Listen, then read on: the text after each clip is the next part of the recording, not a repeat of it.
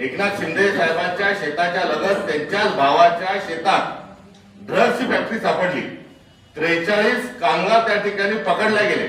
या 43 कामगारांपैकी 40 कामगारांना कुठलीही चौकशी न करता, नाव नोंदवून न घेता त्यांना तिथून सोडून देण्यात आले।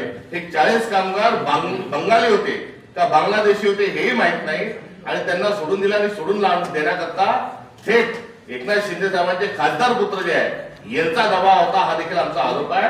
त्यामुळे ड्रग्सची फॅक्टरी आणि ड्रग्सचा धंदा हा चालवण्यामध्ये एकनाथ शिंदे यांचे हात सळग गुंतलेले आहेत। हा आमचा आरोप नव्हे तर हे एकूण सर्व प्रकरण आहे। मात्र पार्थ पवारचं प्रकरण हे ज्या पद्धतीने बिना कारवाईचं बाजूला ठेवल्या गेलं, तशाच पद्धतीनं एवढा मोठा ड्रग्सची फॅक्टरी सापडल्यानंतरही आपल्या महाराष्ट्राचे गृहमंत्री आणि मुख्यमंत्री देवेंद्र फडणवीस हे क्लीन चिट देऊन एकनाथ शिंदेना मोकळे झालेले आहेत। 3 माध्यमातून भारतीय जनता पक्ष आणि त्याचे 2 मित्र पक्ष पैसे कमवत आहे। एक म्हणजे शासकीय योजनेतला भ्रष्टाचार, कोणताही निधी देत असताना टक्केवारी।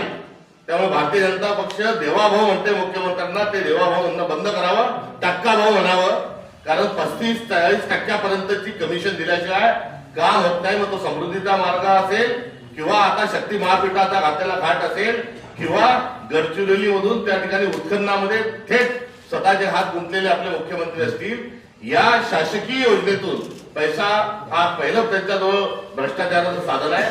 दुसरं जे आहे त्या जमीन माफिया, शासकीय जमिनी आणि वादग्रस्त जमिनी, या जमिनींचे व्यवहार करून ते पैसे लाटत आहेत, ते पैसे कमवत आहेत। आणि तिसरा जो आहे तो गुन्हेगारी प्रवृत्ती आणि ड्रग्स सारख्या विषयातून हे सरकार पैसे कमवत आहे। आणि सर्व पैसे घेऊन 50 खोके एकदम ओके सारखा एक नारा महाराष्ट्रामध्ये या सरकारच्या काळातील याच विद्वानांनी दिलेला आहे।